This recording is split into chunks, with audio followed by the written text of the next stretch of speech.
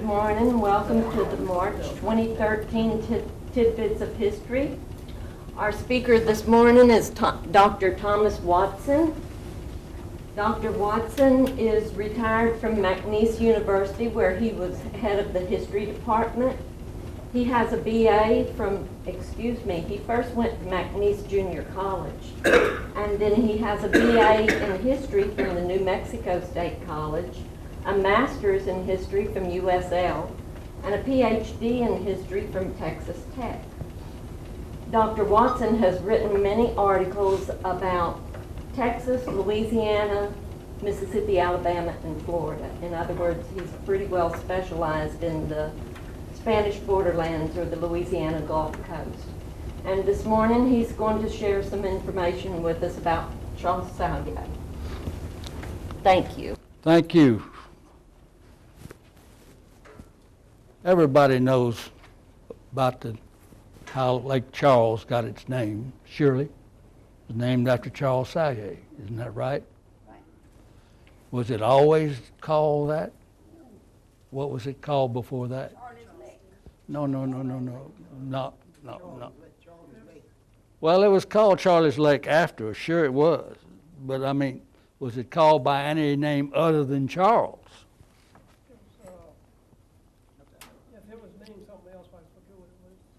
It was named in 1795 Lake Adelaide. It was done by a Spanish,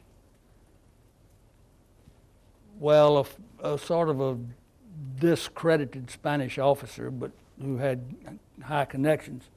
He got a concession to colonize this part of the world, and his wife's name was Adelaide, so he named the lake Adelaide for her. But then his plans went awry. They didn't come into fruition, so I was all forgotten. Just to pass it on that at least there was another name. That's a story for another time. But now, perhaps as early as 1802, the guy who really left the name to the lake, Charles, and his bride, Catherine LeBleu, probably moved into their cottage where, on the map here, the dot shows the location right on the lakefront, right there where Shell Beach is. They lived on a piece of land that belonged to Catherine's father, Barthélemy LeBleu. We're looking at about 709 acres. The eastern boundary at the lake shore is right at Lake Street and runs diagonally at 20 degrees down to Griffith Coulee, which is a branch of Contraband. The other one comes down Harborside Drive all the way to the bayou again, over here, Contraband Bayou, and contains about 709 acres. They were land poor, you might say. Now, Barthélemy didn't live there. He never did. He lived east of present-day Lake Charles, about 6 miles as the crow flies, just to the west of where Boys and Girls Village is today. That was the old LeBleu homestead. And they ran cattle down there on the prairies to the south. And Catherine moved there. I guess that might have been her dowry, because later it went into her name. It's known as the Catherine LeBleu tract later on in the 1800s. But that's neither here nor there. That just gets us there. Now, what else can we say about Barthélemy? Generally, we believe he is the first Caucasian settler in Calcasieu. He was born up the Mississippi River near a place in Arkansas called Arkansas Post. And he just kind of migrated this way later in life and married in 1769 Josette Lamirande, whose father was a minor nobleman in French gentry who also ran livestock on the open range in southwest Louisiana at an early time. Well, she was a native of Calcasieu, which is further north up the Mississippi, in what is today east of St. Louis would be Illinois. But they came down here, and we find them living together as man and wife at the location over there near Boys and Girls Village.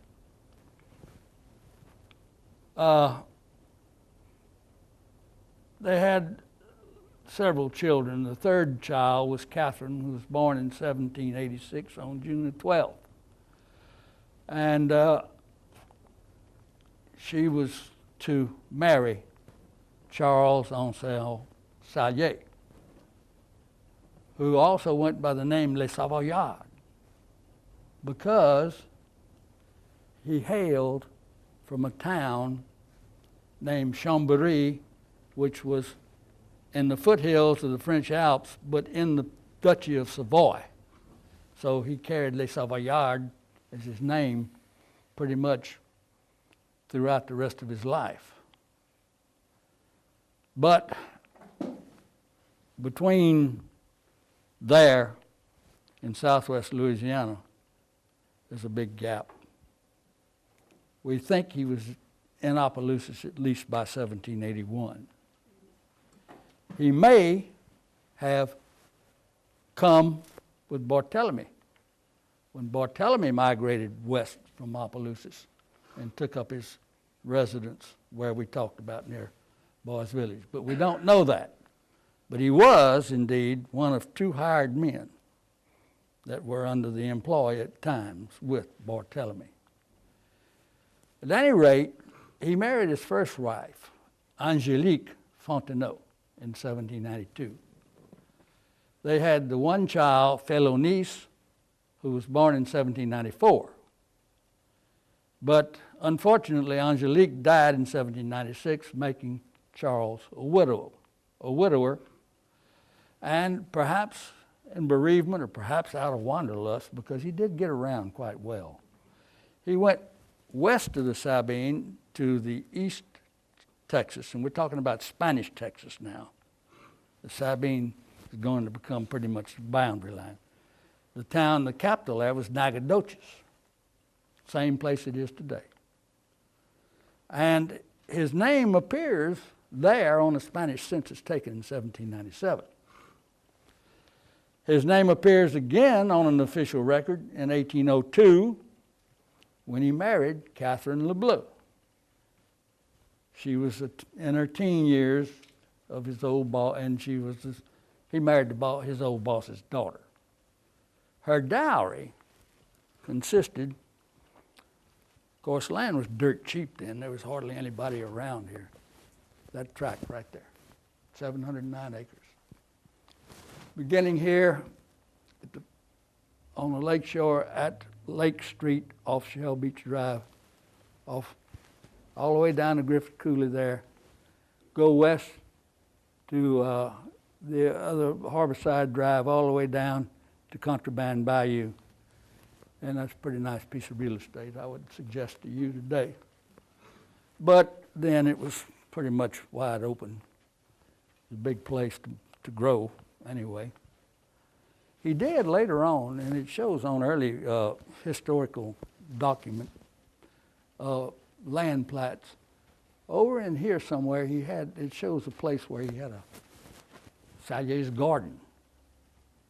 It was an open spot, I guess, because a lot of that country was then wooded with oak.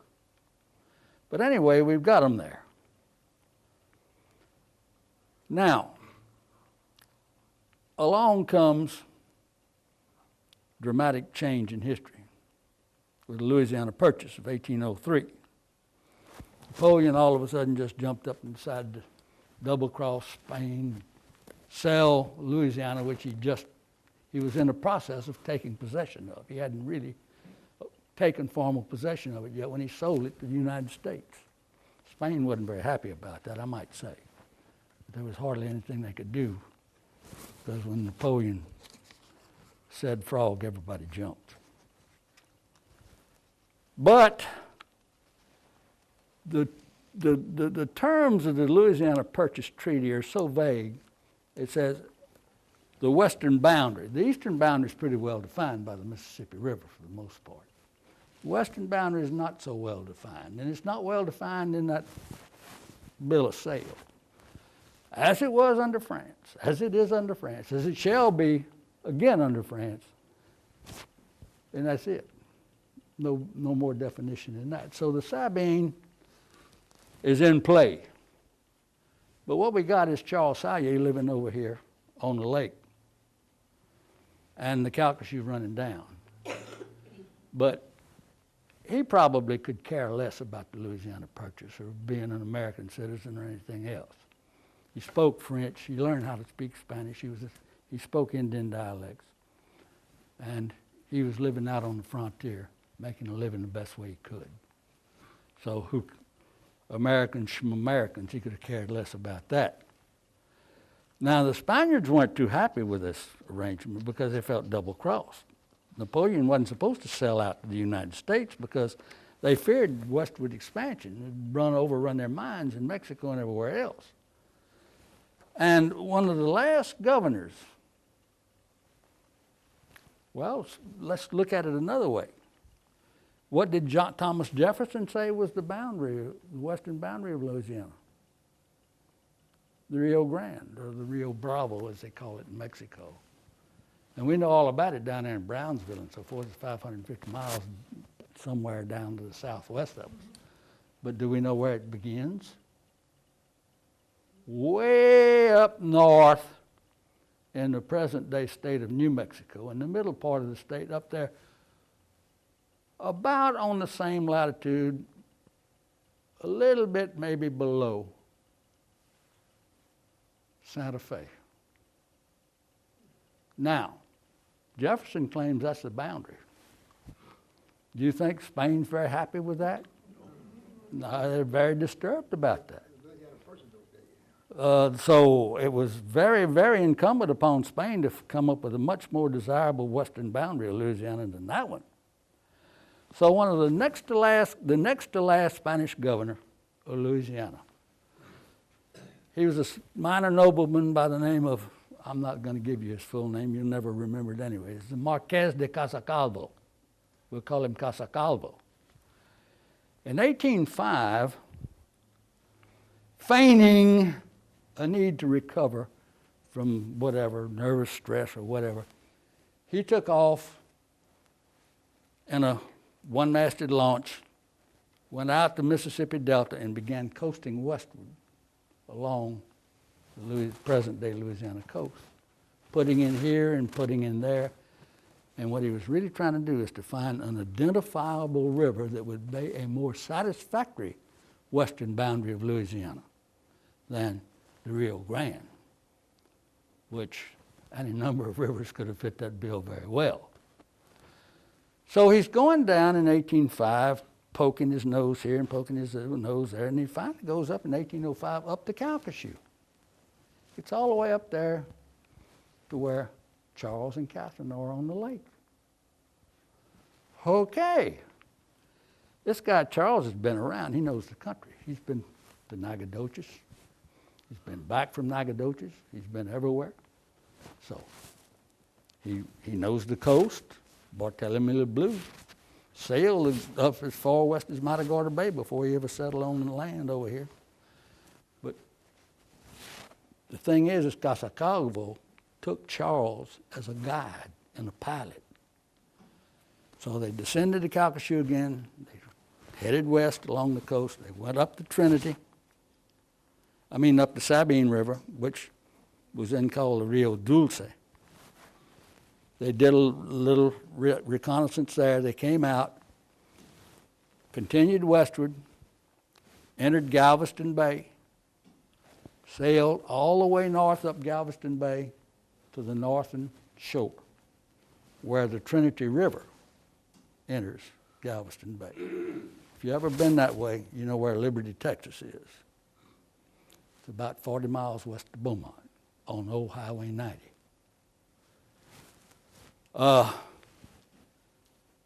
They got up to there, but there was no Liberty, Texas at that time. They kept going about 3 or 4 more miles to a former Spanish mission fort complex known as Calcasieu. Don't write that down, it's too hard. And it won't be on the test. Calcasieu. So that's where they part company. Calcasieu gets some horses and rides north through Nacogdoches, the Texas capital, on to Natchitoches and out of our story. But he encouraged Sallier to remain there. He even wanted a lot of the Cajuns that were pouring into Louisiana at that time to come over there and settle. But he didn't have the authority to do it. He just thought that the population growth would secure Texas. They needed population. They didn't have it. But the Spanish authorities threw cold water on all of that when Calcasieu left and went back to New Orleans and out of our story. They countermanded it. But Charles Sallier stayed over there, and he sent for Catherine. And they were there for quite some time. In 1807, his name appears as Don Carlos Sabe on a census taken of Nacogdoches. And his wife, Catarina Lebleu, appears on that census. And it lists that they have 2 minor children by this time. Now, they also own 200 head of cattle and 2 horses. I don't know why they didn't have any more horses, but that's all they listed on the census. But anyway, a little later on, in November 1807, his name appears again in the records when he fixes his X. The man can't read and write, but he can make an X on a document attesting that he received 6 months Spanish government pay for his services as an interpreter of Indian dialects. And we're talking about Cochadas, who had already migrated over into Texas by that time, and Choctaw, whatnot. Anyway, he's supposed to have been able to deal with them. Now, we don't know exactly when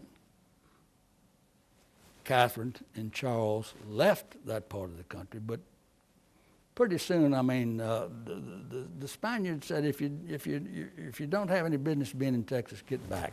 You know, we don't want you. That was coming out of Mexico. That wasn't coming out of Louisiana. Louisiana was part of the United States by then anyway. But they returned in 1808 to the lake and took up residence again.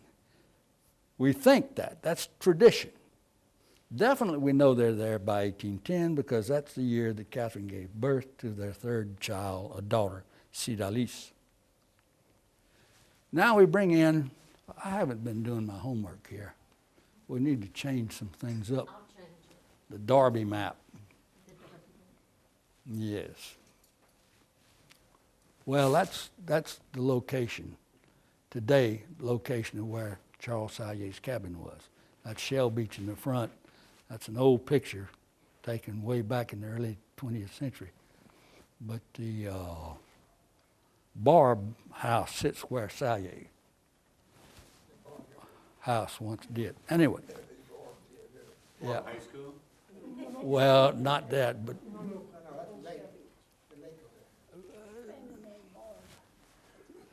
this is a Charvet Barb, 1869, moved in to what was once the Sallier.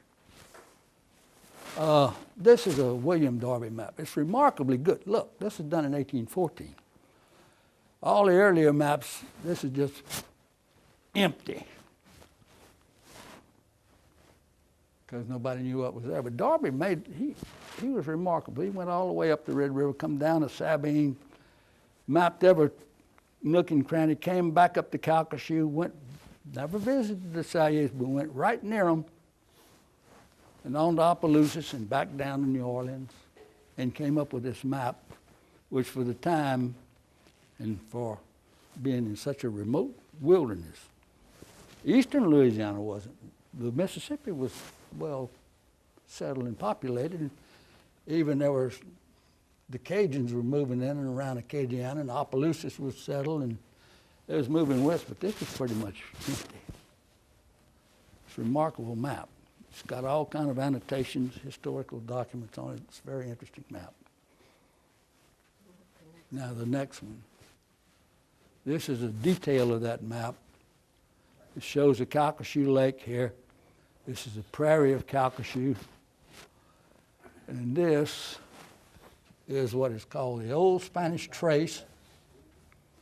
It runs through Westlake, Mossville, and all of that to Burton Street in Sulphur. And this is that beautiful little lake that Darby wrote about but never visited. He mentioned there was a couple living there, but he didn't stay to have coffee or anything with them. He went on about his business. Anyway, that takes care of getting them back over here.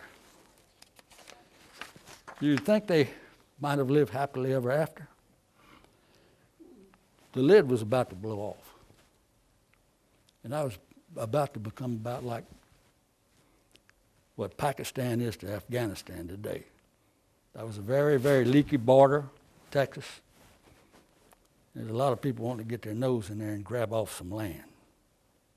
And that's where we're going right now. Here's what happened. Bonaparte just ran all over the weakened Spanish government in the 1800s. He even put his own elder brother, Joseph Bonaparte, on the throne of Spain. The Spaniards would not take it. They rose up in a popular civil war against the French, the might of the French. And they bled Napoleon's troops. They helped Napoleon lose enough troops to where he couldn't make it to Moscow and back. Their Waterloo began there. Anyway, that's what happened, which throws Spanish America in a turmoil. They're not going to, their king has been deposed. What are they going to do? They're going to pay allegiance to that pretender, Jose Botellas, in Spanish, Joe Bottles. He'd like to drink a lot. Joseph Bonaparte did. That was his nickname. No, they didn't take him. And all over, this triggered off a lot of mini uprisings and attempts to take over government, and it influenced the Salliers and the Louisiana-Texas proximity, which now we go to. In 1810 in Mexico, there was a popular uprising led by a priest by the name of Father Miguel Hidalgo. Well, it got big and then it fizzled. That's all we're going to say about that. Except one of the guys that rode off from Texas to take part in this great revolution against conservative Spanish authority was a refugee when the Spaniards regained control. His name is Bernardo Gutierrez de Lara. And he comes flying back out of Texas into Louisiana, and he's trying to foment a do-it-yourself invasion of Texas. You've heard the word filibuster? You know the definition? It's a do-it-yourself army. It's a private army. You raise an army, it doesn't belong to the United States, it doesn't belong to France, it doesn't belong to Spain, it belongs to you, and you're going to pay them, you're going to reward them somehow or another. But anyway, however you do it, you do it. So they got this Bernardo Gutierrez de Lara poking around in Louisiana and up around Natchitoches, which, Natchitoches to Nacogdoches, that was a pretty well-established path. And the boundary was pretty much set on a Sabine by that time, too. But up there, he found a disgruntled West Pointer by the name of Augustus McGee, Lieutenant McGee, who was going nowhere fast in the U.S. Army as far as promotions. He got on the S list. let's just let it go at that, because he's a little bit hard to get along with, guy. Well, anyway, he was looking for greater worlds to conquer, so Gutierrez enlisted him as the military commander of one of these filibusters. So in August 1812, Gutierrez and McGee march out of Natchitoches with about 130 recruits tagging along. They cross the Serene. They liberate Nacogdoches, the poorly defended Spanish East Texas capital. They go in west. They go down south, just north of Refugio, Texas. Around there is the Spanish Fort La Bahia at the head of Matagorda Bay. They got that in their bag, and about that time, McGee took sick with typhoid fever, and he died. So there's old Gutierrez de Lara leading an army, and it's kind of like the blind leading the blind, you might say. But he marched on west and finally encountered Spanish troops south of San Antonio Mission Complex. And he was defeated. And he fled back into Louisiana. He tried one more time in 1813, but it fizzled out. But that's the first of a number of uprisings. But right now, we got to introduce another character. It gets complicated. Have y'all ever heard of Jean Lafitte? Oh, you have heard of Jean Lafitte. Okay. There he is. That's what they say he looked like, and nobody really knows. But anyway, let's talk about him a while. You know, he's a very popular guy. He's been popular ever since that book in 1836 made him the heroic pirate and the very gentlemanly, courteous, whatever. But anyway, let's pick him up on places where we know. In 1814, he's down in Barataria Bay, and I don't have a Louisiana map, but it's south, you know. You go down the Mississippi, you go out the West Pass, and all of a sudden, lo and behold, there's Grande Terre and Barataria, big bay down there. Okay, that's where Lafitte's boys are hanging out, 1808, 1813, 14, because there's been a lot of warfare and there's been a lot of piracy. They call it privateering, but we'll call it piracy. Privateering was legal piracy, same thing. When you had the force of government, you had a license to steal if you were a privateer. But anyway, he did a little of that. They all did a little of this and that. But they became a nuisance. They would sell their smuggled goods north of Barataria Bay at a mound called the Temple just below New Orleans. They'd have auctions out there, and all the people from New Orleans come down and buy that stuff, not paying any taxes on it and all that. And well, finally, enough was enough.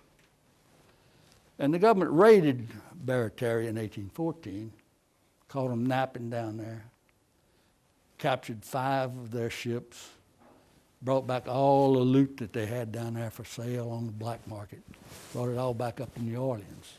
So Lafitte's hurting.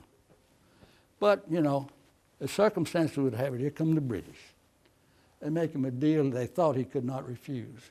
Help us attack New Orleans and seize it, and we will see that you are rewarded handsomely, da-da-da-da-da-da-da-da. Well, he didn't say yes and he didn't say no. He said, give me time to think about it. He ran up to New Orleans, where his brother Pierre was already incarcerated, and through the good offices of Robert Livingston, got in with William C.C. Claiborne and told him about the British offer that he'd refused, offered his services to the defense of New Orleans. Jefferson wasn't too happy. I mean, not Jefferson, Andrew Jackson. He called them a bunch of hellish banditti. But he later changed his mind because, indeed, Lafitte brought not only cannon, he brought trained gun crews up there. They fortified their own part of the line at Chalmette. Dominic Yu was one of the cannoneers, and there were others. And they provided enough firepower plus flints for the muskets of all of the rest of the volunteers down there, but they didn't have any. He had supplies and ordnance and helped them beat the British. So, a very grateful James Madison gives them all a nice blanket pardon. You're forgiven, go and sin no more. Well, how are you going to live without sinning, you know? What's life without a few sins? So off he sails into the Caribbean, and he finds out that in the Gulf of Mexico, things have calmed down quite a bit. But in the Caribbean, they haven't, because what is today Venezuela and Colombia, particularly the Captaincy General of Cartagena, which was the port city, were in revolt against Spain. And the Captaincy General of Cartagena was issuing those letters of marque, which hunting license, you know, go out and capture some Spanish ships. So, that looked pretty good. So all he needed was a base. So, he sails from that. Oh, by the way, you've heard of double dipping. He also, in 1816, became a secret Spanish spy. He's gone, well, you know. So he sails out of there and sets himself up on the eastern tip of an island we know as Galveston today. He did that because the guy that was there before him, Michel Aury, was a real revolutionary, and he was trying to liberate everything that wasn't liberated. He sailed out of there with his fleet and his fighters, and he went up the west coast of present-day Texas a while and decided to change his mind and went all the way down to Mexico, changed his mind, went all the way over to Florida and got in a mess over there. But he's off the island now, isn't he? So Lafitte just takes over. He establishes the town that he called Campeche, C-A-M-P-E-A-C-H-Y. It's on the eastern side. It's where Galveston proper is today. He established an ad hoc government there. He established, among other governmental entities, a Supreme Council and an Admiralty Court. And he was in business, taking prizes. And here they came, 1816, 1817. At the peak in 1817, there's about 2,000 of these brigands in and around Galveston. 500 ships. And all kind of prizes going in there, left and right, left and right, left and right. So business is pretty good. But, you know, nothing lasts forever. But there we have Lafitte on stage. And now we're going to leave him for a while. We've got him there where we want him. And we're going to look at a second filibustering attempt into East Texas. And this one is going to get Charles Sallier involved up to his nose. We'll call it Champ d'Asile, the field of refuge, rough translation into English. It was the brainstorm of a couple of out-of-work Napoleon's generals that had come to the United States to get the heck out of Dodge. Napoleon did end up in Waterloo and in exile in St. Helena. Two brothers, generals, Lalemant. The brothers, General Lalemant, set up shop in New York first, came down to Mobile, and really began to hatch a nice scheme. The scheme involved bringing a bunch of French Napoleon's veteran soldiers to East Texas and establishing a colony there. And if everything worked out fine, maybe grab Mexico at the time, if things look good, and put the exile Joseph Bonaparte on the throne of Mexico, old Pepe Botellas. He's also an exile to the United States, living around New York, New Jersey area. So there you have it. That's the scheme. Now let's see what happens.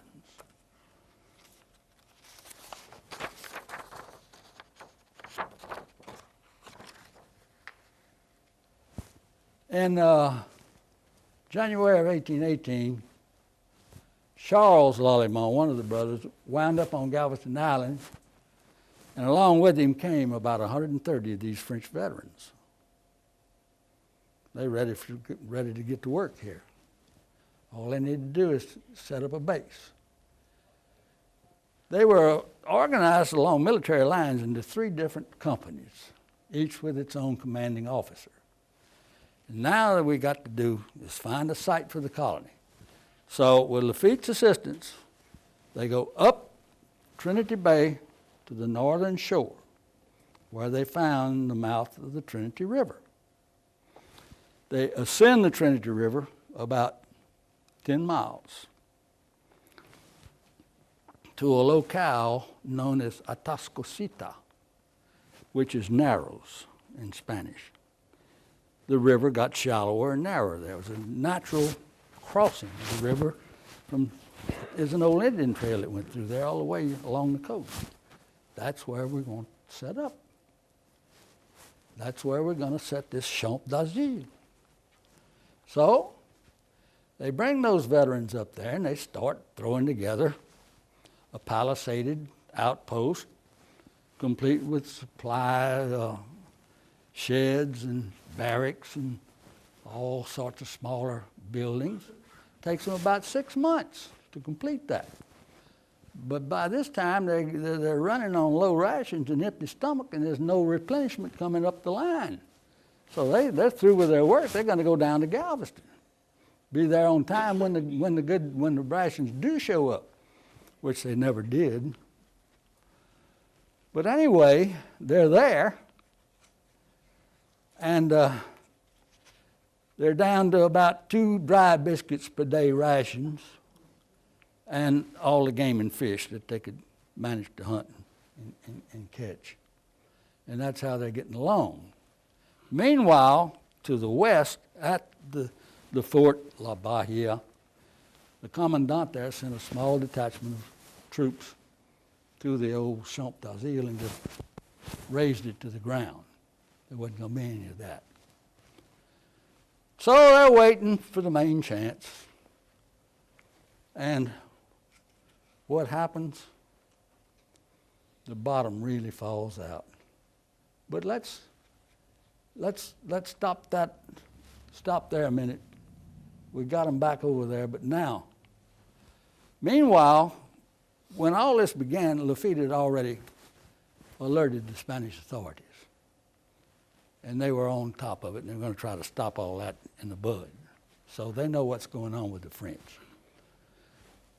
They sent a non-com, a Sergeant Antonio Aguirre, from the fort at La Bahia over into the Trinity Bay area.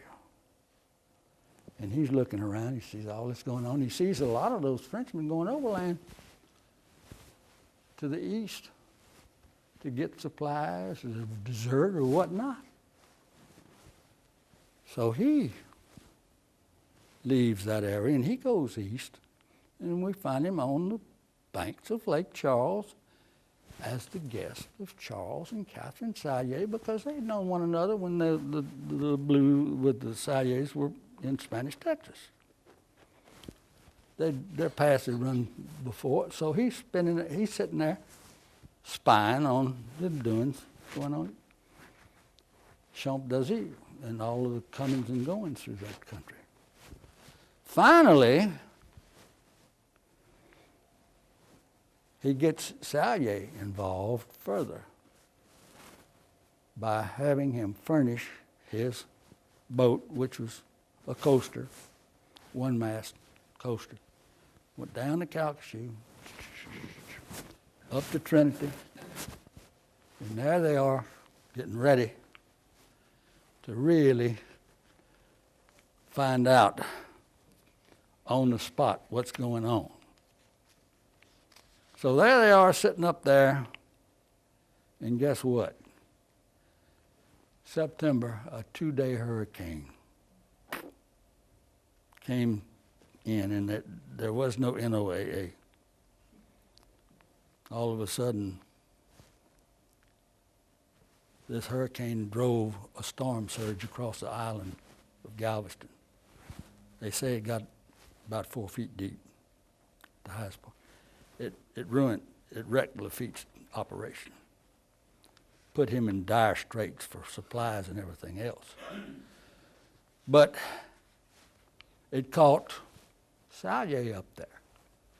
But it also caught the refugees, the French veteran refugees that were on Galveston Island too. They were really in bad shape because they lost what meager rations they had, and there was none. The Lollimons were not sending anything. They'd written them off.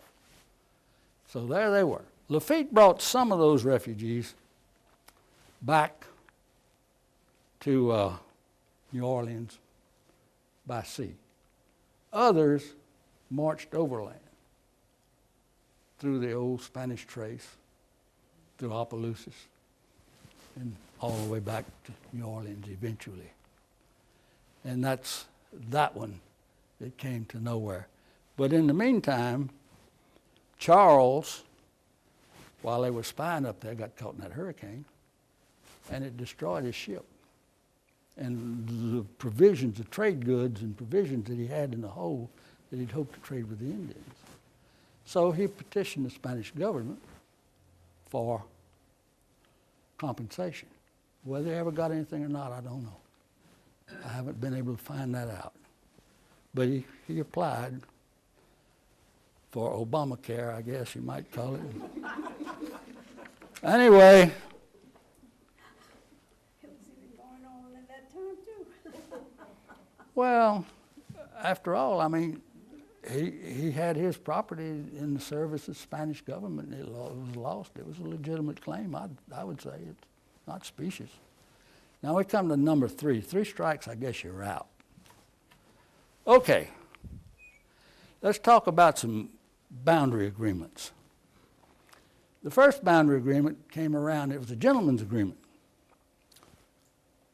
1806. It created the so-called neutral strip between inhabited Louisiana and inhabited East Texas. It was done by General James Wilkinson, who was a double dipper par excellence, and his Spanish counterpart, Colonel Simon Herrera.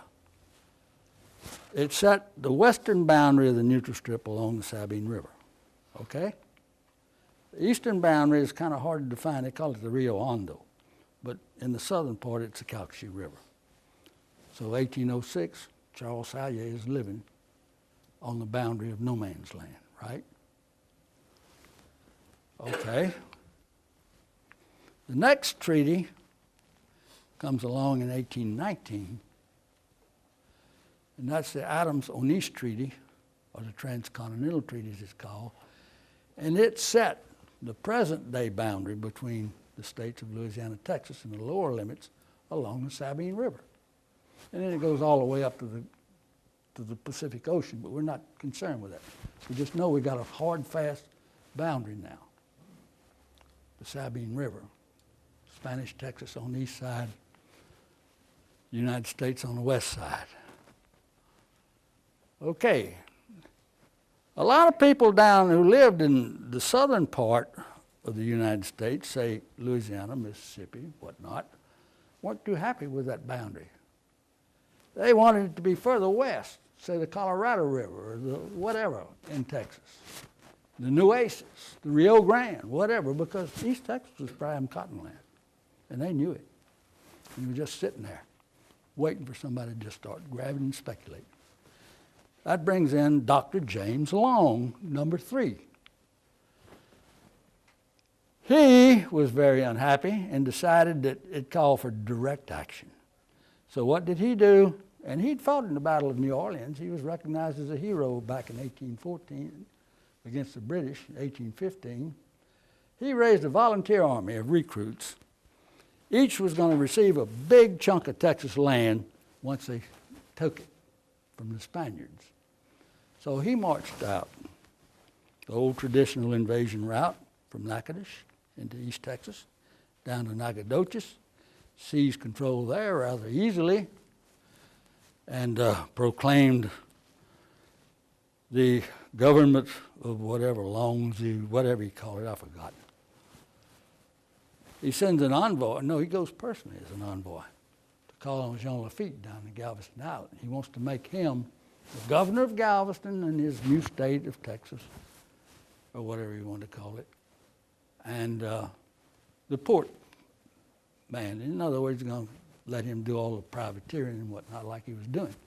But Lafitte was very non-committal. He knew that dog wasn't going to hunt very long anyway. So there you have it.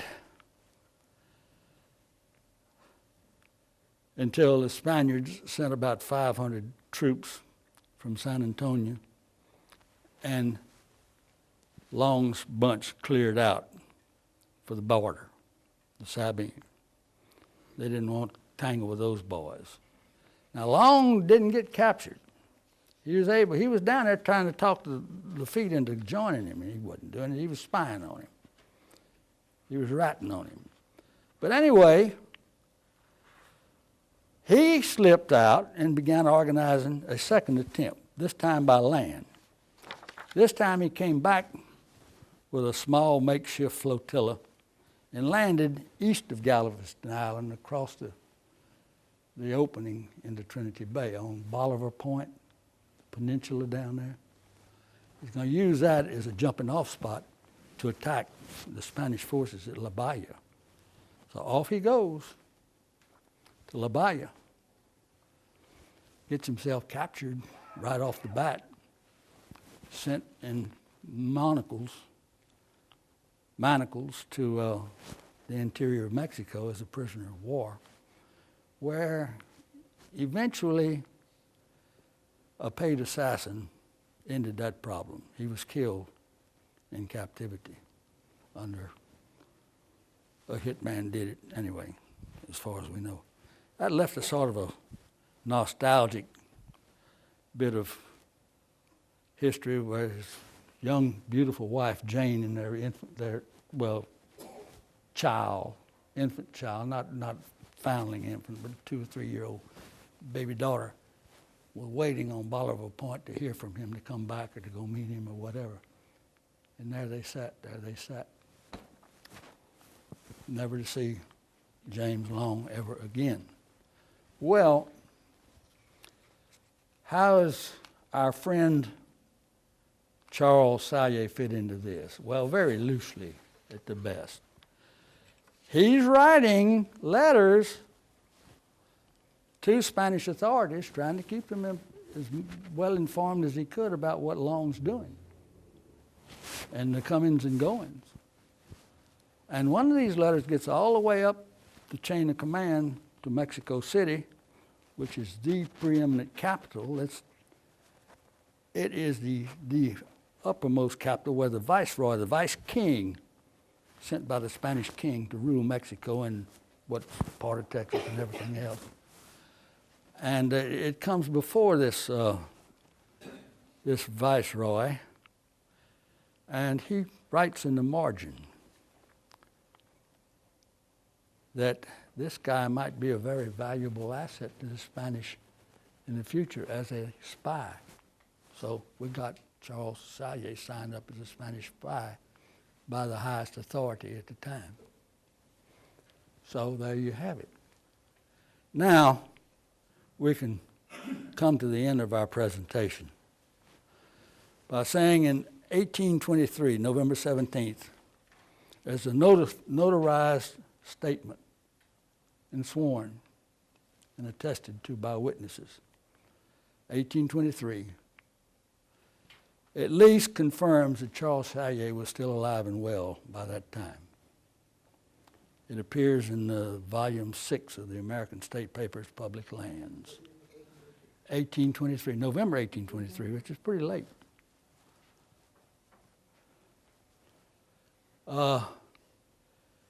The Savoyard succession was filed in June of 1825. We don't know the circumstances of his death, what he succumbed to, probably old age or a hard life or whatever. A lot of exposure there, you know. No telling how many times he crossed back and forth across that wilderness.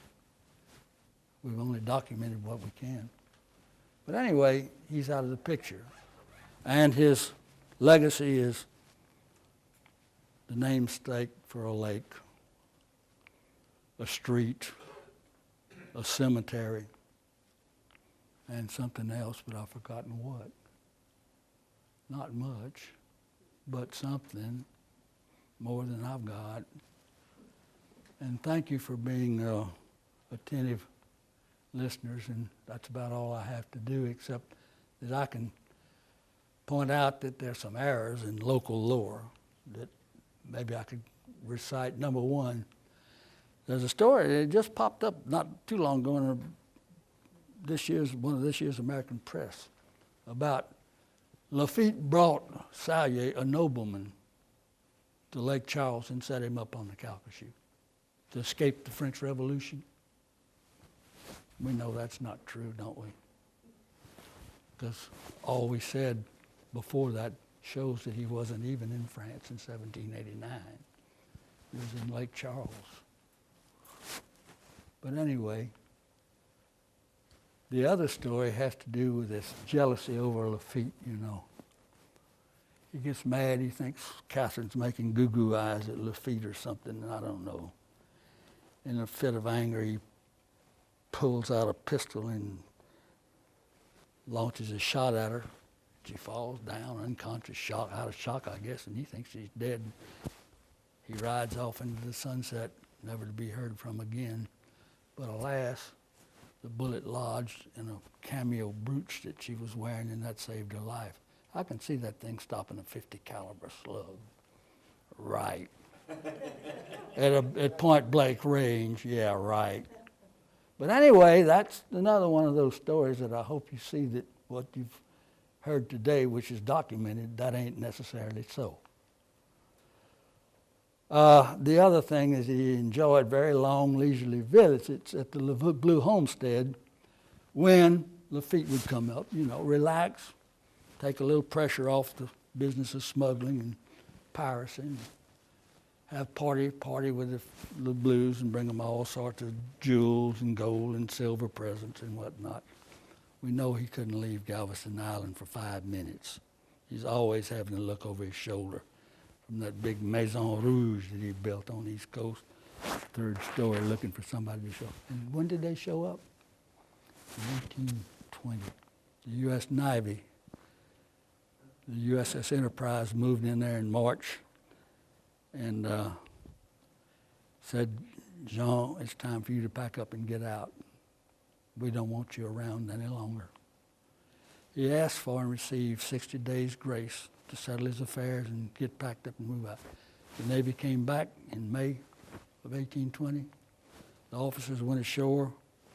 Lafitte fed them somewhat less sumptuously than usual because when the meal was over, they boarded their ships, hoisted sail, and sailed off to Campeche in Mexico, and out of our story. And that takes care of all of that. And there's other things we could talk about. There's this diary of Jean Lafitte. Some of you may have heard of it. It was sold to Price Daniel over there at the Sam Houston Regional Library at north of Liberty, at Atascocita, where Atascocita is, for a pretty good sum. But according to most experts, it's a forgery. It's a big thing written in whole cloth. I mean, all sorts of errors in it. And that's all I have to say today, and thank you for being an attentive audience, and I hope you learned something.